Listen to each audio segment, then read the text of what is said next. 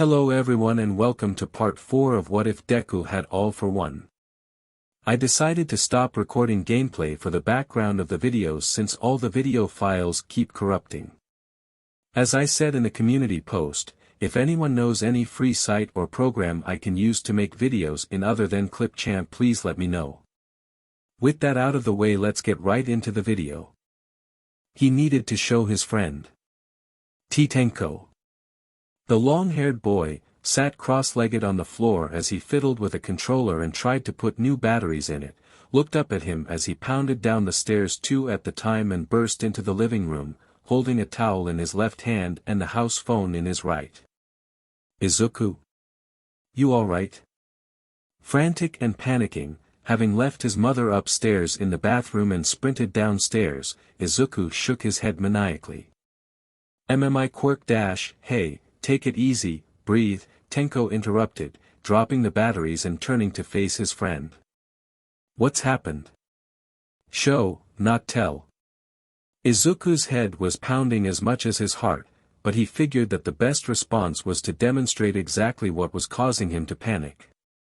He dropped the towel on the floor, and stretched out his left hand towards his best friend, pulling. With an ominous thunk, confirming every little bit of panic he was currently feeling, the game's controller Tenko had been holding flew out of his grasp and landed into his outstretched palm. It wasn't just a fluke, after all, he really could steal from people's possession. Tenko looked him straight in the eye, and blinked. Ha! Not how I expected your skill tree to grow, but nice trick. Tenko, come on. Izuku whined, pleading with his friend to see the issue. My quirk is Air Force, right? Yeah, it is. So. Tenko floundered for a second. You've worked out how to pull air now, not just push it. No. When we were in that alleyway, what did the guy do with my bag? He took it. Light dawned on Tenko, far slower than Izuku had hoped. Oh. Tenko, it's his quirk. Izuku said, shaking slightly as he said it due to the weight of the ramifications of what he was saying. It took it. Izuku. He started, and so did Tenko, not realizing that Inko had followed him down and was leaning in the doorway of their living room. Mom, I didn't mean to dash, Izuku, breathe honey. She folded her arms and looked at the pair of them, but it was clear she wasn't being stern at all, her gaze was soft and concerned. Tenko, I think I may need you to explain what happened today, so I know what's happened. Tenko looked up at Izuku, who took a deep breath and nodded to him that it was okay. He knew after showing his mother that power in the bathroom he couldn't hide from the truth of what happened. Okay, so. As Tenko took his mother through what had happened on their walk home from the warehouse, and what had happened in the alleyway with the Yakuza, he slowly felt the fog of panic clearing from his mind. He felt his mother guide him to sit down on the sofa, felt her rub his back as he got his breathing and shaking under control, and became more conscious of the weight of the controller which he had snatched from Tenko to prove a point. His mom would know what to do. As Tenko finished the summary, Inko shook her head in disbelief. I'm just glad you two boys are okay. They sounded like pretty big fish. One was a shark, Tenko snickered, before wilting under the sharp gaze he had been shot from Inko for interrupting her concerned speech. Sorry. And the fact you're still here with your bag and in one piece? It makes me glad. Izuku felt his mother ruffle his messy hair, and heard her sigh. So the leader, Setsuno, he could take things people were holding? Why yeah. They were talking quirks now. This was Izuku's bread and butter. It didn't work when there were things on the floor, but he could take something off my back, out of my hand, and he tried to take stuff from one of his friends out of her pockets. I think, it has to be on someone's person. So. Inko looked thoughtful, and looked at the radio she had on a table in the corner of a room. If you try to pick up the radio over there. Izuku obliged, stretching out a hand towards the radio and squeezing his fingers, only for nothing to budge. Nothing. But if you try and take these. Tenko held out a gloved palm with the batteries he had been trying to put into the controller, and when they flew to be caught by Izuku he nodded. Figures. It's exactly the same. Izuku was aware how small his voice sounded, and he swallowed. I don't think it's exactly the same. I think it is his quirk. Tenko paused, and then nodded again, slower this time. He couldn't use his quirk after he got hit by the lightning from yours. And so, as well as Air Force, you have his quirk now. Izuku shuddered as his friend put 2 and 2 together the same way he had. My quirk. I don't think it's Air Force. I think I can take other people's quirks. There was a pregnant pause as the weight of this statement sunk in with everyone in the living room. Before after what seemed like an age to Izuku, Tenko whistled through his teeth. Neat. Izuku's eyes widened. No, not neat. That's an awful power. All these people with amazing gifts, and I could just take them away wouldn't be such a bad thing with some of these villains, Tenko interrupted, eyebrows raised. You could save lives taking their powers and where do I stop with that if I start? Izuku's voice was raised and shaky, and he felt his mother place her hand over his to try and calm him down. What gives me the right to be judge, jury and executioner over what people were given at birth? I'd be a thief. I'd be a villain. People would come for me and make me use my power to Are you going to take quirks? Tenko's blunt question caught him off guard. No.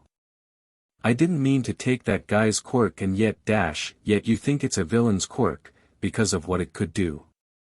Tenko stood up to move himself onto the sofa.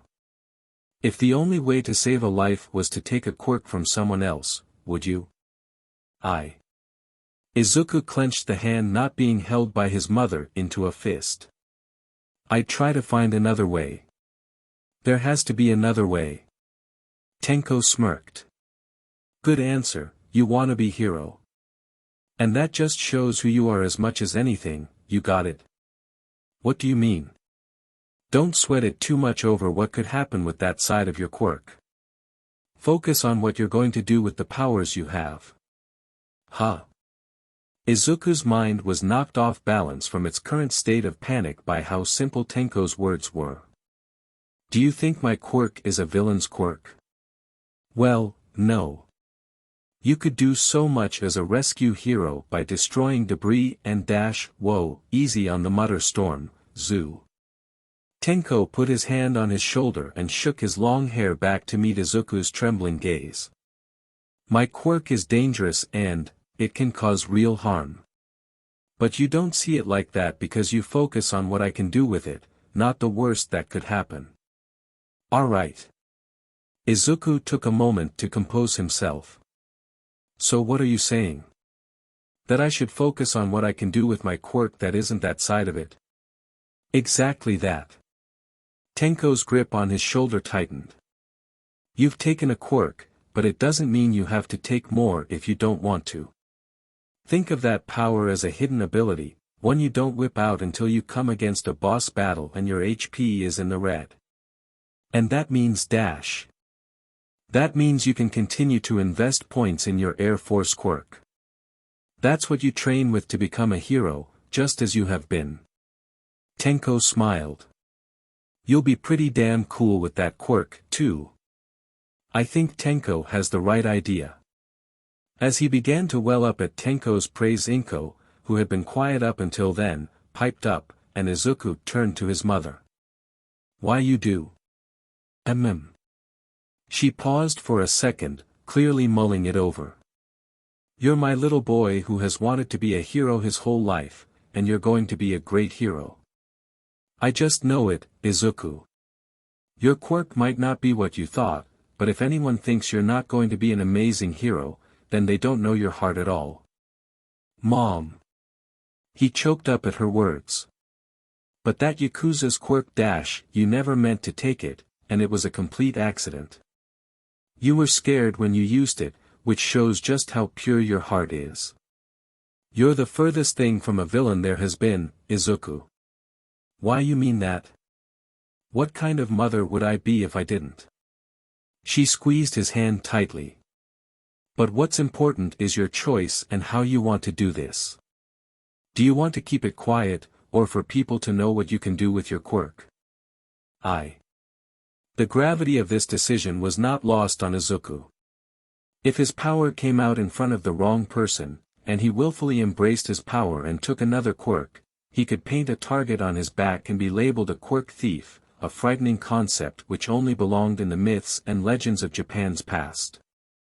If he hid it, he would lie to the world as to his power, which could backfire even more spectacularly if he was found out to have hidden such a dangerous power. Why not make the most of it and right a few wrongs? Izuku paused at the thought, which sounded all too tempting for just a second, and in a brief moment fate held its breath as a pure heart wavered. That just wasn't him, though. The power to take quirks from those who abuse them would be a power that was too much for him to handle alone. What right did he have, a young boy with no experience of the world, to take what someone was born with? How could he ensure that he always made the right decision whether or not to take a quirk? How did he make sure that he wasn't targeted by the wrong people, in positions of authority or in villainous groups, to use that power to harm? He couldn't. Temptation would not win. I can't show that power to the world.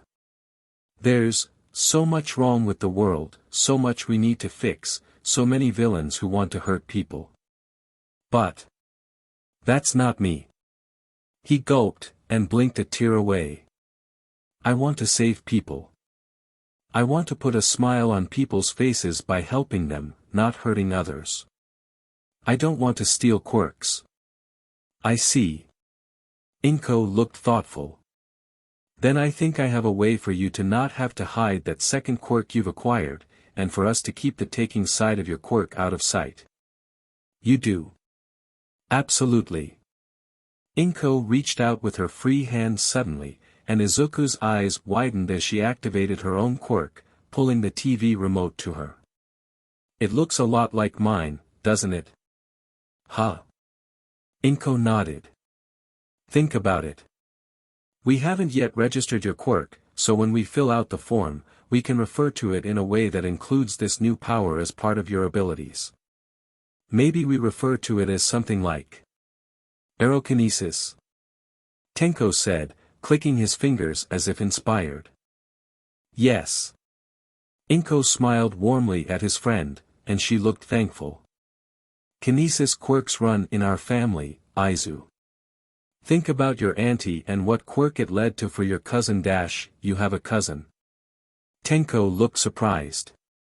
You've never mentioned her before Dash. Izuku chuckled despite himself. His auntie had a very similar telekinesis quirk to his mother, and had married a man with a regeneration quirk. The result had been his cousin Setsuna, and a quirk which let her cut her body into bits and chuck them at you without lasting damage. She was exactly the same age as him, but brash and provocative and confident in all the ways he hadn't been growing up, and he hadn't experienced her relentless teasing in quite some time. He imagined Tenko's reaction to her party trick of beheading herself, and secretly couldn't wait. Yeah, Setsuna, she's a bit of a handful. I bet you 1,000 yen she makes you scream when you first meet her. Tenko folded his arms and scoffed, unimpressed. You're on. Easy money. Inko rolled her eyes at the two boys' behavior. Her mother and I have quirks which revolve around telekinesis. It might be that it's just another facet of your quirk that looks similar to mine, and in that case I'm sure Setsuna wouldn't mind meeting up more to help you get to grips with this new side of your quirk. Am I quirk? Izuku hated how small his voice was again, but he was in awe of his mom and his friend for trying to find a way to make this work for him. You'd really help me keep it quiet? Inko paused, and looked at her son. You can still call your power Air Force, Aizu, I know you're proud of that name. But maybe there's a way for us to make sure that the rest of the world doesn't need to think anything else, if you don't want it to. If that's how you view it, then I'll do whatever I can to help you. With or without it though, you're going to do one thing, Izuku, Tenko said, deadly serious. You're going to be an amazing hero. Such simple words were wrecking balls to the floodgates in Izuku's heart, and the tears came thick and fast. Launching himself at Tenko and burying himself in his friend's chest, Izuku cried tears of utter gratitude for the people he had in his life and just how much support they gave him. Through the waterworks, he didn't see Tenko awkwardly reach around with his arms to return the hug, and pat him on the back. He didn't see the warm smile and the thank you mouthed by his mother to his best friend. He just knew he was safe with them, whatever his quirk threw at him next, whatever this crazy world had to offer. Or so he thought. They had wiped Izuku up and gotten some food, ready to sit down in front of the TV and watch Endeavor address the nation on changes to the hero system. Nothing could have prepared them though. The press conference had been every worst nightmare Izuku could have ever imagined. Endeavor had arrived, late after dealing with the hijacking in Hosu, and had been joined by 2 other people at the conference. The president of the Hero Public Safety Commission herself, stern-faced and spoiling for a fight with the reporters, stood at the center with Endeavor on her right, and a lanky man with spiky hair and a long chin and nose on her left. For a moment, Izuku had struggled to work out who he was, before Tenko identified him as the CEO of Detnerat, Rikiya Yatsubashi.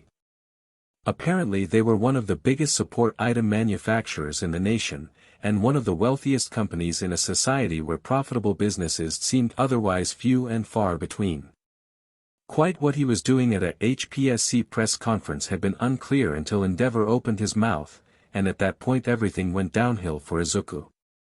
The laws were relaxed and unraveled before the eyes of Izuku. Tenko and Inko sat in their living room paling as wave upon wave of change rolled over them and the rest of society as they knew it. Laws punishing heroes for collateral damage in the cause of villain takedowns. Repealed. Laws outlawing the use of deadly force on villains. Gone. Laws punishing vigilante activity with years in prison and permitting heroes to use whatever means necessary to take them down. Heralded as a triumphant moment in the fight to restore order. The HPSC lost the public safety from its name, and that was enough to show Izuku what they wanted to do going forward. Rescue agencies were all being brought into the Hero Commission's fold, and one agency set up within the commission under whose banner all rescue heroes would operate across the nation. Some heroes without specific combat experience would be having their licenses revoked, while others would find themselves being drafted into the commission to work exclusively on contract for the commission, at their beck and call for deployment. The promise that the Hero Commission would be setting up a dedicated anti-vigilante task force to take bounties on known vigilantes seemed almost tame in comparison to the rest of what was being put before them. Endeavor had announced, with fire in his eyes as if gleeful, the end of hero agencies as Japan currently knew it. It was clear, so he said, that too many agencies were being allowed to exist. The standard of heroism had slipped so that the system was filled with heroes not strong enough to operate on their own, not strong enough to face villains and vigilantes and civil unrest. The police and the heroes were too weak in his eyes to keep up with those at the top. The clenched fist at that point made it clear that Endeavor was referring to himself. As for those at the top, therein lay another horror story. Hero agencies were private organizations anyway, answering to the commission and to the law, but the commission rolled back the framework and let them do as they please.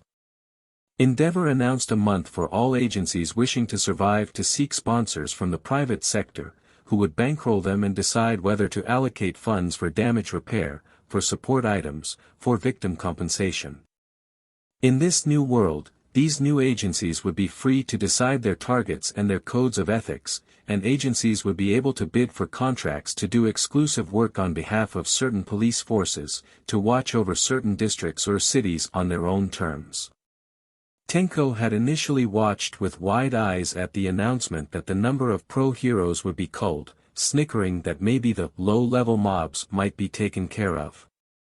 But even as nihilistic as his older friend could be about heroes, it was clear he was shaken by this news, given how he was furiously muttering about how agencies would turn a blind eye to certain crimes to pursue glory and headlines, how money would rule everything, how shady businesses could keep corrupt heroes in their pocket by dangling the carrot of additional funding. Izuku, ever the optimist, found his worldview completely shaken. How could the world have fallen so far since the death of All Might that the Hero Commission could think that this was play? How much damage would be caused because the Hero Commission had changed the law, and rejected any responsibility to make good what had been broken? Society was in dire need of repair since Incident Zero, with job losses and destruction and fear gripping the world in the absence of its symbol of peace. The world needed to heal, and it needed heroes to give people hope, to put a smile on their face. Instead, people would be left to fend for themselves even more, and fear replaced any hope. Then they mentioned the schools. Our mission extends beyond the heroes of today. The commission president looked down the camera with a gaze as cold and unyielding as a glacier, and for a second Izuku felt as if his whole soul was being laid bare before the screen. Our society is weaker than it has ever been, and drastic action needs to be taken to save the present and secure the future. Education is the key. The schools of our nation have not been focused enough. Quantity over quality, inclusiveness of different quirk types, widening our curriculum too far, all of this has led to a systemic failure in our hero system. Now, in our time of need, as we do what we have to do, there is a chance we can correct this path. We can use our system to breed strength, for the good of all heroes and the good of all society, as it should have been. For the greater good, we act now. The things they had done had been catastrophic. The president of the commission detailed how school funding had been slashed for heroic students across the nation, how schools would have to reduce their intake, how they would now mandate that only those who score a significant score on a combat exam would gain entry to their hero schools. Pillar by pillar of the old system was emphatically attacked and demolished on live television, for all the world to see, and there was nothing they could do to stop it. Class sizes reduced to 10, with more places going to those who had impressed an existing pro-hero and earned a recommendation. Rescue training reduced in its frequency, in favor of increased diversity of combat lessons and new styles of self-defense and capture being taught. Instant right of first refusal for the Hero Commission on 50% of the graduates from each school each year, to be recruited directly as agents of the Commission and deployed how they see fit. The right for private agencies to recruit students out of the schools if they saw something they liked, take responsibility for their education, give them provisional licenses as members of that agency. It was overwhelming anyway, but when they announced that they were forcing the end of UA's program of classes for support course students, management students, and general studies, and the same for other schools, Izuku fell off his chair. On the screen, the furious anger and squawks of indignation from the media in attendance at the conference were palpable. In response, the businessman, Yatsubashi, had stroked his bony chin and held up a long finger, and immediately silenced the furor from the gathered reporters. It was clear the status and sway that money could give you. The shark-like grin came out at that point, the proud salesman pitch. A new support student school of its own, Quad Academy, sponsored by Detnerat and aimed exclusively at bringing the brightest brains for the future of support item manufacturing under one educational roof. Complete market control. A clever move. That's insane, Tenko had muttered, shoulders hunched as he leaned forward. What about support course students who wanted to put points into their crafting skills, or all those general education students who just wanted to go to a good school? Izuku couldn't have agreed more with him. Before he had somehow woke up his quirk and discovered that Air Force was at his fingertips to be called on whenever needed, he had thought that general studies would be his back door into heroics. To see that be demolished right before his eyes on live TV was a tragedy, and he felt for each and every student at UA and the other schools whose dreams were being crushed before him. Endeavor had concluded the press conference with a warning that sent a shiver up his spine. These changes are for the good of all. Since we lost All Might, we have watched as criminals feel bolder, and scum think they can take the law into their own hands. Enough is enough. You brought this on yourselves. Sometimes it was hard to remember who the heroes were. That's horrible, Inko said mournfully, as the TV cut to a brief advert break. Those poor support students, and those poor teachers. All their work for their students only for the heroes to do this to them. It's shit, Tenko said, and Izuku noted that his mother was just too appalled to pull Tenko up on his language. It's all shit. They'd punish vigilante action with violence when people are just trying to help others, and they won't give a crap about collateral damage. This. Izuku couldn't believe what he had seen. This isn't what All Might worked for. His legacy as symbol of peace, this tears it all down. Who voted for this? Who thought this was a good idea? Tenko asked to nobody in particular, clenching a fist. I can't see them stand for it, Izuku replied, shaking his head, praying they wouldn't accept it. Surely they couldn't. This is too far. The TV cut back in at that point after the advert break, suddenly, earlier than expected. This is Makoto Kobayashi, back with your evening news after that incendiary press conference from Endeavor. The Hero Commission massively overhauled the entire system in a few strokes, creating a central hero army under the Commission's control, scrapping huge numbers of agencies and letting private companies rule the roost for those remaining. Will this lead to improved standards as the Commission tries to tighten its grip, or will justice and decency be shunted aside as agencies work to the whims of whoever pays their bills? The implications of these changes are unpleasant.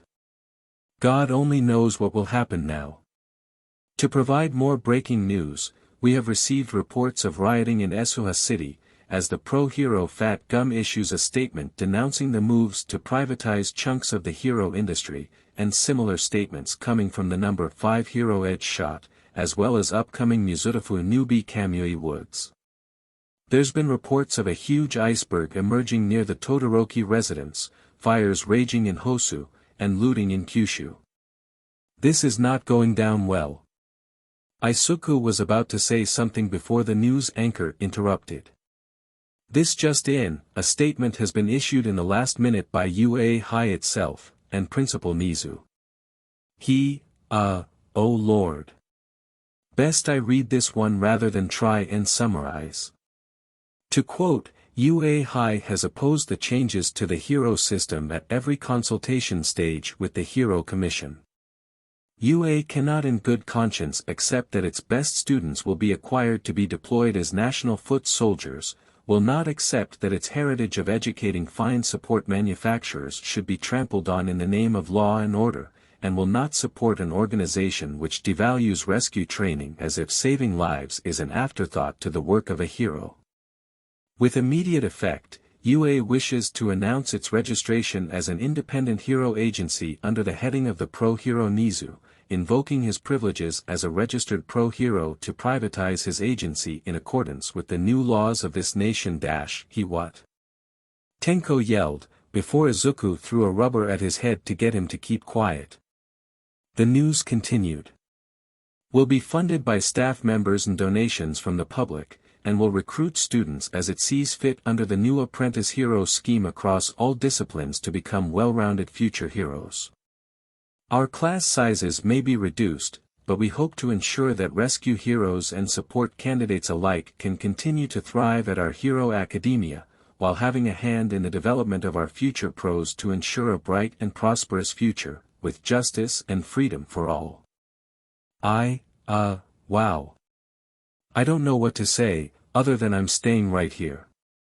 I won't be quiet about what I see and what happens next, and I think I speak for all of us when I say this. I miss All Might. We're going to take a quick pause while I get my head around this news, and play some music as an intermission. They say it heals the soul, after all, and we can hope it does here. This is a debut single that went to #1 last week, and it seems only right that a beautiful voice sings a sad song at this moment in our history. We'll be back after this, Kyoka Jiro, with each goal. The news cut off to the sound of a singer Izuku and Tenko hadn't heard before, and as beautiful as her voice was, they were as numb to her as Inko was. It had been clear for quite some time that society had been creeping closer and closer to chaos, to the edge of the cliff. With the news that night, both from Endeavor changing the system and the reaction from UA and others, it seemed the world had decided that chaos and division were the only recourse. A world without All Might was a dangerous world indeed. Izuku's hand crept over to find his mother's and hold on to it, and he felt Tenko's gloved hand give his knee a squeeze. There was nothing either of them could say or do to make the situation any better than that. Outside of those four walls, the world raged and threw itself to the wolves, and all they could be certain of was that they had each other. They would need each other, in the years to come. Izuku and Tenko. Aged, 13 and 15. All things considered, I think that went rather well, don't you? Rikiya Yatsubashi strode through the expansive glass doors of the Detnerat Company headquarters with a beaming grin on his face, as if he owned the place. He did, of course, but the chairman was especially enthused by events that went on, even as his security guards tightened their grip on the batons on their waists and stared out of the glass front to the street outside and the crowd now surrounding the car he had just exited. As far as he was concerned, tonight had been a glorious evening. His trusted employee Miyashita clearly disagreed. The marketing executive was wide-faced and bobbing up and down as he looked outside at a gaggle of protesters with signs who had set up outside of their office, unhappy at the inflammatory press conferences and changes to Hero Society they had just witnessed. "You kinda painted a target on our backs there, sir." Rikiya waved a hand, unconcerned. Like all great changes, there will be a very vocal minority unhappy that they don't get exactly what they want out of it. They'll come around. And think of the potential for us as a company out of this. Expanding into hero support items now too? Miyashita asked, shooting a little sly smile at his boss. Or are we going to be one of those lovely private benefactors and run our own agency now? Can I put a bid in for Mirko? Rikiya laughed. Oh Miyashita, aim your sights higher. We are Detnerat. I've already arranged a meeting with Endeavor next week. The rodent-faced man gasped. You're serious? Our profile will go through the roof. That's the plan. He clapped an arm around Miyashita's shoulder fraternally, gesturing in front of him as if the rest of the world lay at their feet. We don't stop until Detnerat has the #1 hero to rely on, and all those advertising opportunities. Add in the new support school we're sponsoring and the hero items we'll be making, and we won't just have a business, we'll have an empire to last for years to come. Miyashita cheered. Excellent work, sir. And if you want to start with those meetings, may I suggest you take the gentleman upstairs as the first of many? Rikiya's face shifted slightly, and he clenched onto Miyashita's shoulder. I have a few calls I need to make after earlier. Why don't you clear my schedule? The rat man didn't flinch if he was nervous. He said you'd say that. The gentleman from Feel Good Inc. was rather insistent. He believes he would have been one of your calls, anyway. Oh. That certainly made things better. He could take that meeting, after all. You know what, I will meet him now, Miyashita. Give us an hour. Yes sir. As he strode to the elevator and held his thumb on the pad to travel up to his private office, Rikiya rolled his shoulder and cracked his knuckles, letting the smile drop from his face while the doors closed. That was enough pretense for one day. They had lapped it up. So many of them. All of those meetings with the Hero Commission and the top pro heroes, and they ate up the idea that things should be stricter than they already were. It was stifling before All Might died, but now they seemed to have decided that the only thing to do would be to hurt people more, to rob more of their freedoms. Outcasts be damned, they wanted an iron fist to rule with, and they would not stop until they crushed those they were most afraid of. Fine. So be it. They would only play into his hands that way. His legacy had been one that was decided for him by one man before him. Years upon years of violent and bloody struggle, and one fateful text which had shaped his development growing up. He knew what needed to change, he could see the fatal flaws at the heart of this choking society, and he would be the one to act on it. To finish what had been started by a man he could only dream of living up to. To his father. They wanted to be the oppressors. Really? Then he would be the liberator. Rikiya Yatsubashi entered the elevator, and as the doors opened to the office of the Detnerat CEO, the Grand Commander of the Meta Liberation Army exited it. Destro groaned, allowing so much of his frustration to come out in one feral noise. How insufferable.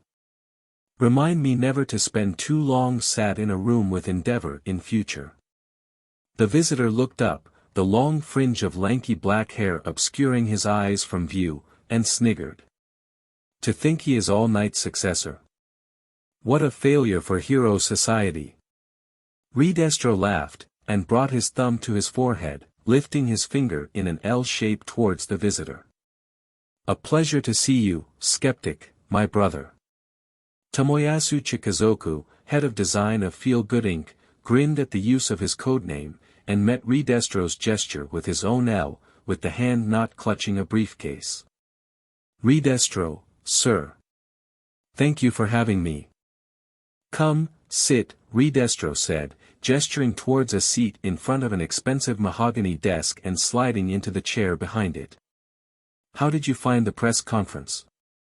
That's actually what I came to talk to you about, Skeptic said, sliding his lanky frame into the seat and smoothing down his black turtleneck.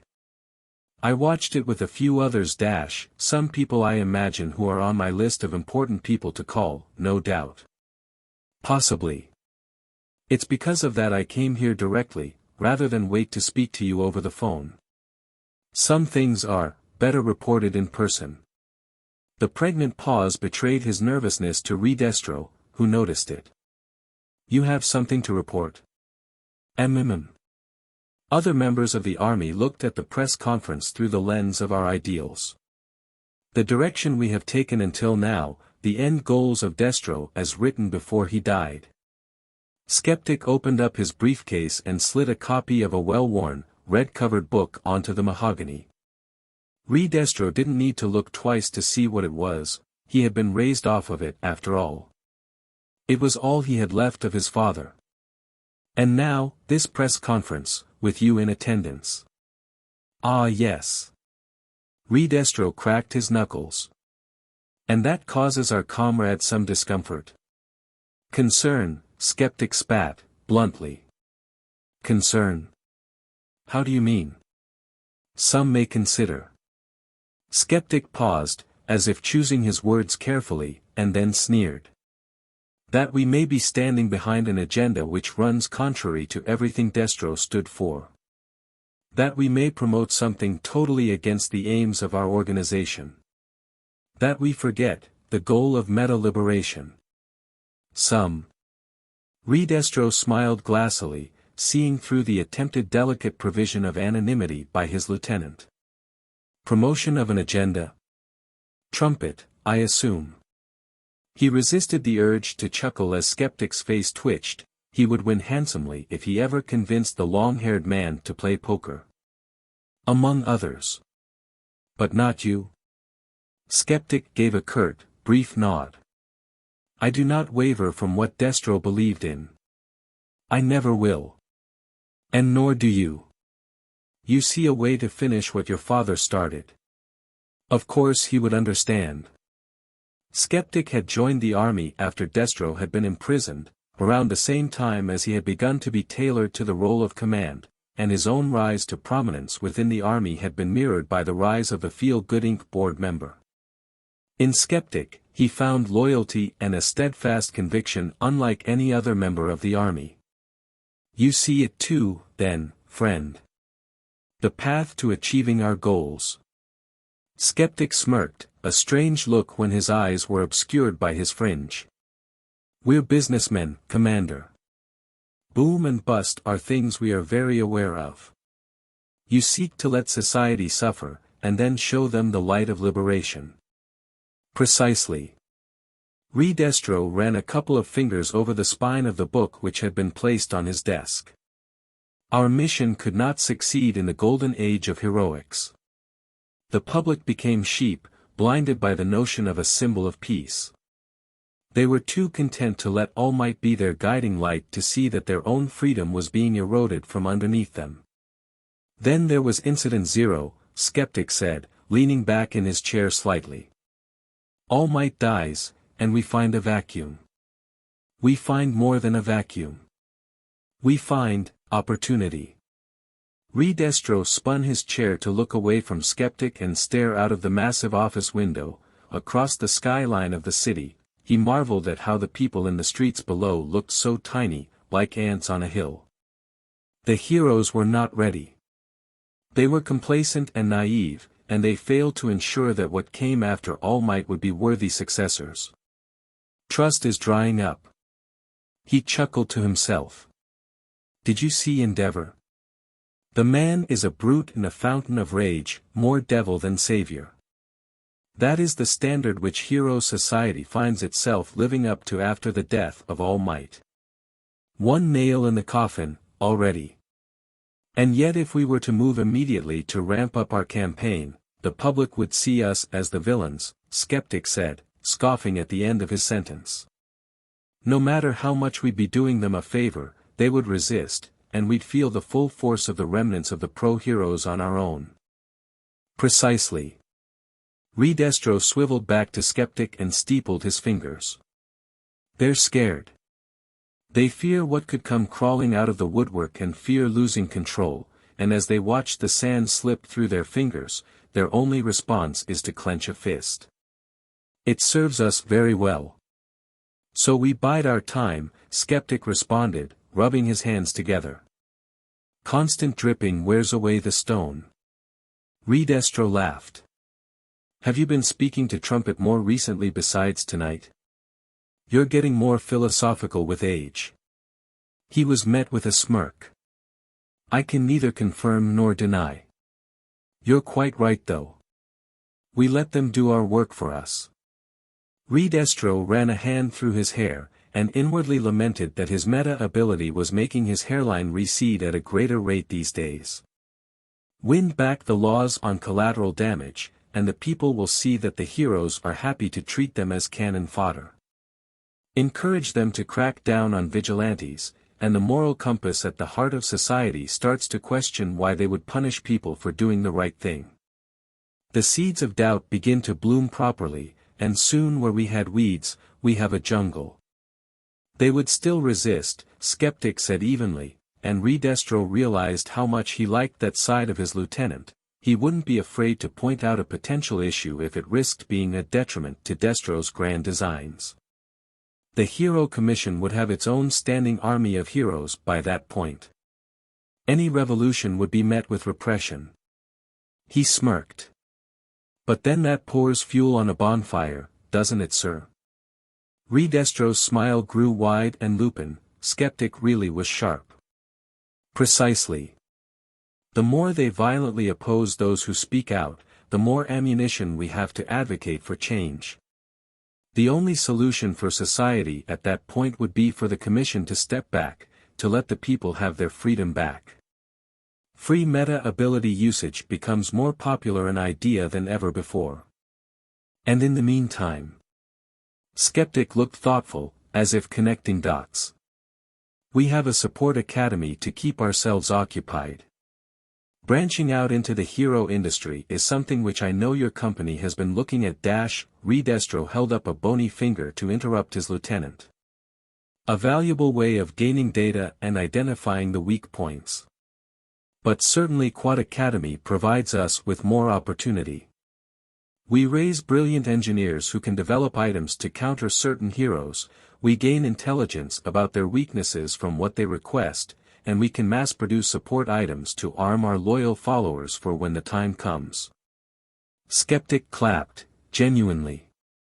Then everything falls into our hands. Masterfully done, sir.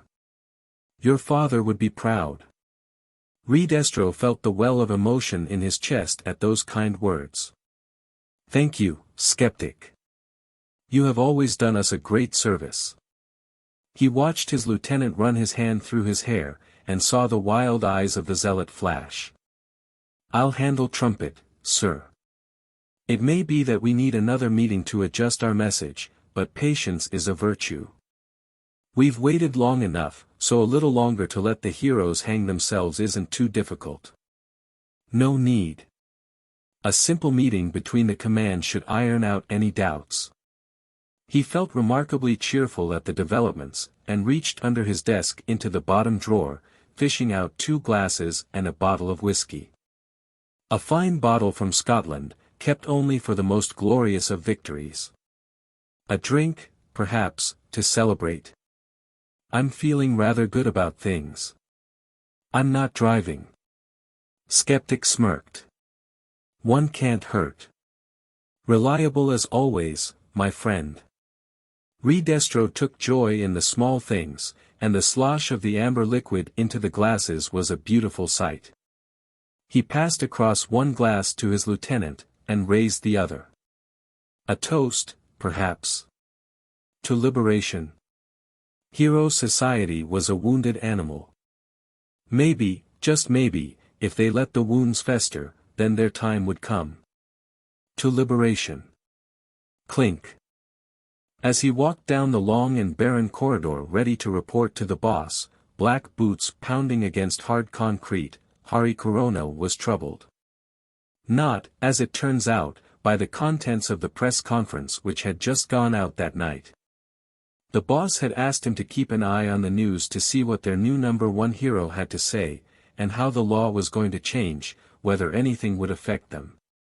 If anything, however, the contents had been more incendiary to the adherents of the hero system than to their little world.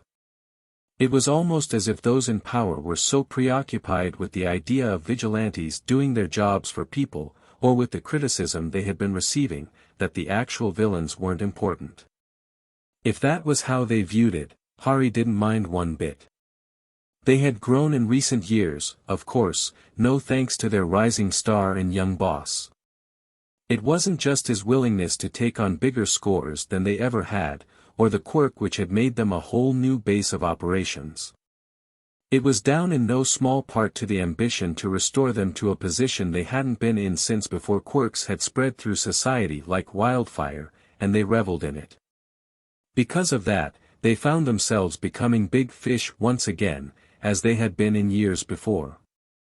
And yet despite that, despite the influx of new members loyal to the boss, they had slipped under the hero's radar.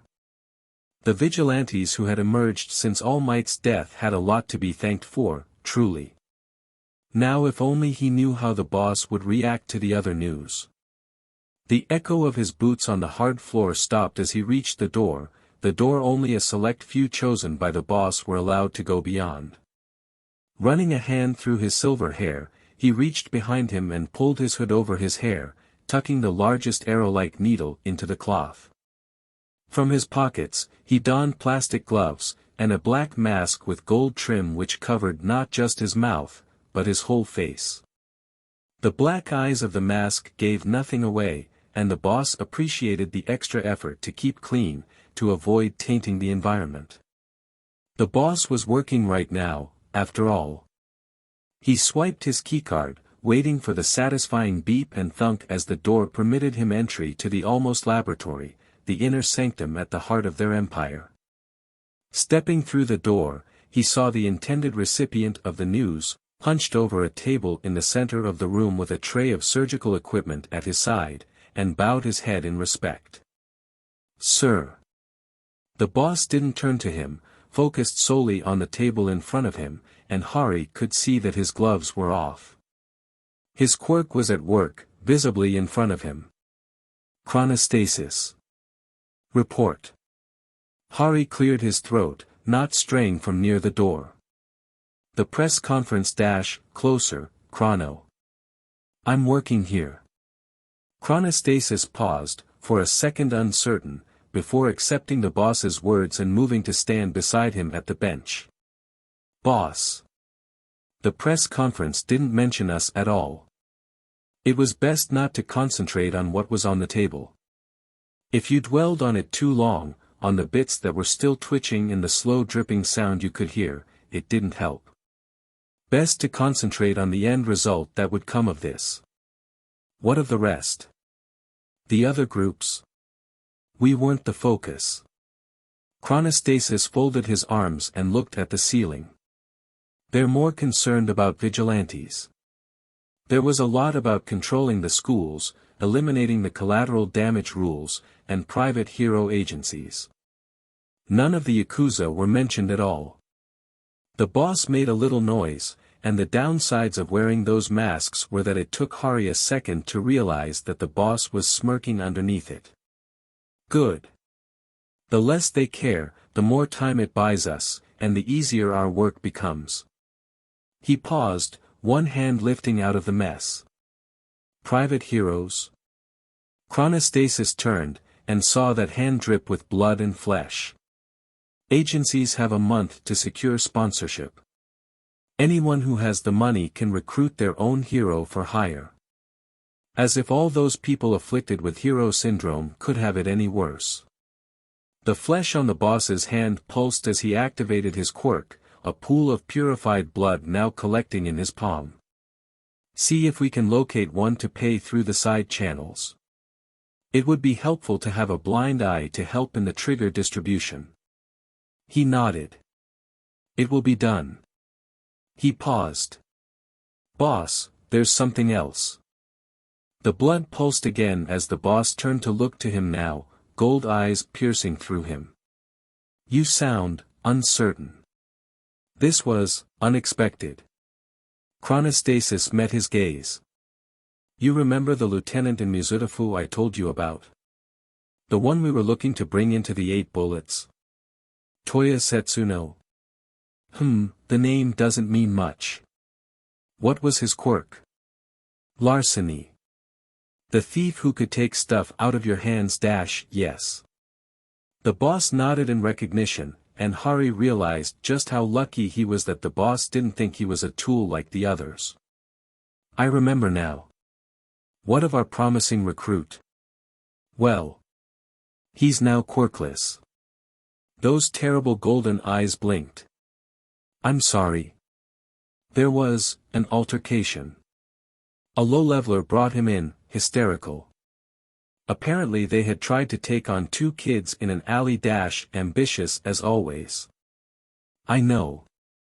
Only these 2 kids had bite. He came back in ranting and screaming, and needed restraining.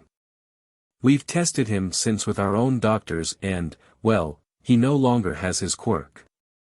There was a long pause, before the blood was poured into a glass beaker and placed aside. Is one of our products responsible? Chronostasis shook his head. No sir. Everything which we have allowed to leave the compound is accounted for — Eraserhead.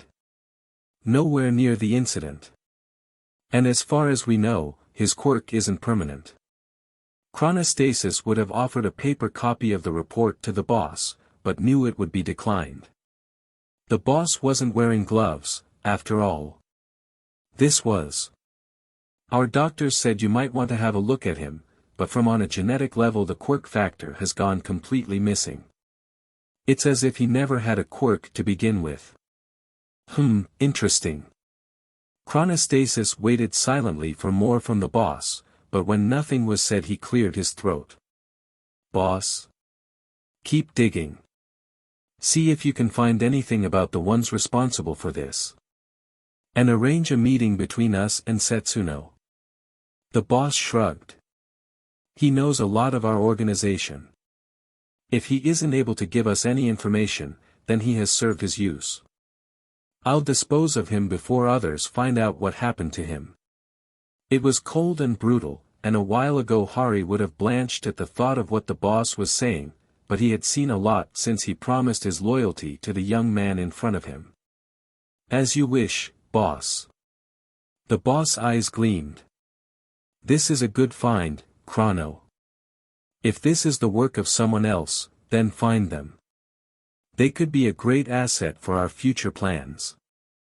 I understand. Good. The boss nodded. Now leave us. I need to finish up here for the day. As an ungloved hand reached into the mess on the table, Chronostasis turned his back without a word and walked away. That look in the boss' eyes at the thought of an individual who could take a quirk, remove it from their system and completely purge their body of the quirk factor, there was hunger and intrigue in those eyes. If this was a quirk or a technique, then the boss would want to see it for himself, and see what it could do paired with his own research. The return of the Yakuza could finally be realized. Slick. There was a wet and gristly noise behind him which set his teeth on edge, followed by a pitiful choked sob. He should really be more used to both of those noises by now. Please, no more. Well done, Eri. You've been a very good girl today. He hadn't seen Kai Chisaki, his boss overhaul, look so excited in a long time. And that's going to be it for today, guys. Remember, if you enjoyed this video, to like, comment, share and subscribe, and I'll catch you guys in the next part.